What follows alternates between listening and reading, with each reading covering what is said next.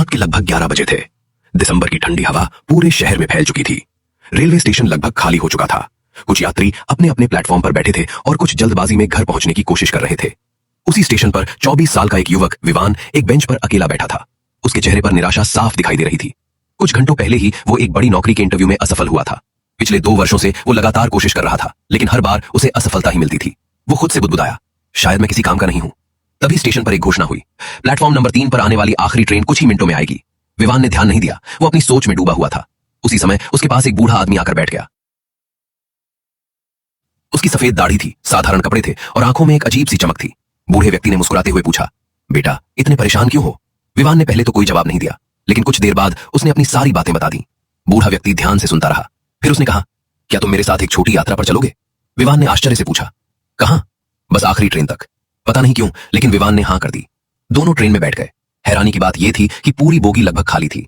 Train चल पड़ी। पहला स्टेशन आया। बूढ़े व्यक्ति ने खिड़की की ओर इशारा किया। वहां एक छोटा लड़का अखबार बेच रहा था।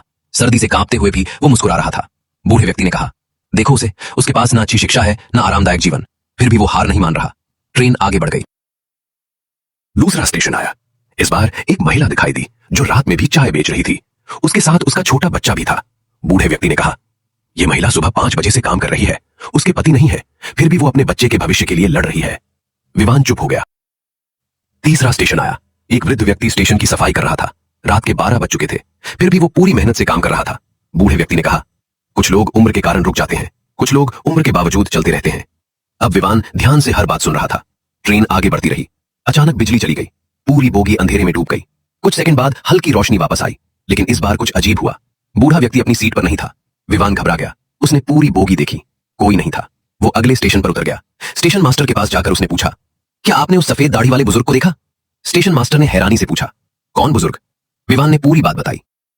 स्टेशन मास्टर कुछ देर चुप रहा, फिर बोला, अजीब बात है। क्या? जिस सीट नंबर पर तुम बैठे थे, उस सीट पर कई साल पहले एक बुजुर्ग शिक्षक यात्रा करते थे। वे लोगों को प्रेरित करते थे। एक दुर्घटना में की मृत्यु हो गई थी। विवान का दिल तेजी से धड़कने लगा। क्या नाम था उनका? स्टेशन मास्टर ने पुरानी तस्वीर दिखाई। विवान के हाथ कांपने लगे। तस्वीर में वही आदमी था, वही मुस्कान, वही सफेद दाढ़ी, वही चमकती हुई आंखें। विवान कुछ बोल नहीं पाया। उस रात वो घर लौट आया, लेकिन अब उसका नजरिया बदल चुका था। उसने फैसला किया कि वह एक असफल इंटरव्यू के कारण अपना जीवन बर्बाद नहीं करेगा। उसने नई तैयारी शुरू की। कई बार फिर असफल हुआ, लेकिन इस बार उसने हार नहीं मानी। 1 साल बाद उसे एक अच्छी नौकरी मिल गई। धीरे धीरे उसका जीवन बदल गया। कई वर्षों बाद वह एक सफल व्यक्ति बन गया, लेकिन उसने उस रात को कभी नहीं भुलाया। हर साल वह उसी स्टेशन पर जाता था। वही बेंच, वही प्लेटफॉर्म और आखिरी ट्रेन। एक दिन उसने स्टेशन पर एक उदास लड़के को अकेले बैठे देखा। लड़का बिल्कुल वैसे ही निराश था जैसे कभी वह खुद था। विवान उसके पास गया और मुस्कुराकर बोला, बेटा इतने परेशान क्यों हो? लड़के ने सिर उठाकर उसकी ओर देखा और उसी पल विवान को एहसास हुआ, कभी कभी जीवन हमें बचाने के लिए किसी चमत्कार को नहीं भेजता, वह किसी इंसान को भेजता है। और जब हमारी बारी आती है तो हमें किसी और के लिए वही रोशनी बनना होता है। कहानी की सीख, असफलता अंत नहीं होती। कभी कभी वह हमें उस व्यक्ति में बदलने की शुरुआत होती है जो हम बनने वाले होते हैं।